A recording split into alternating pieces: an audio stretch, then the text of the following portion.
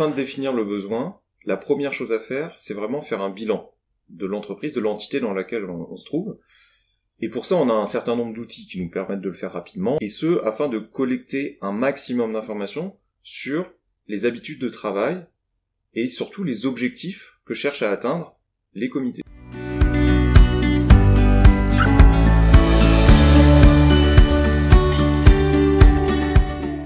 Une fois que l'on a fait cet état des lieux de l'existant, la deuxième étape, et peut-être une des plus importantes, c'est d'identifier quels sont les objectifs que l'on doit atteindre.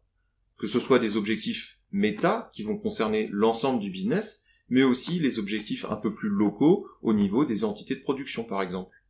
Et c'est là où on arrive sur la dernière étape, c'est identifier les méthodes de travail. Pour ça, on a plusieurs façons de faire. C'est-à-dire que l'on va venir observer les méthodes de travail actuelles, avec un regard extérieur, essayer de comprendre et voir si c'est compréhensible, surtout. Ça va nous permettre d'avoir un premier jet. L'autre étape qui est très importante, c'est de venir collecter l'information auprès des utilisateurs qui sont en place sur les chaînes de production, ou tout du moins les chaînes de production de valeur. L'objectif, c'est vraiment de réussir à faire coïncider au maximum des processus que l'on va élaborer avec des habitudes de travail déjà existantes.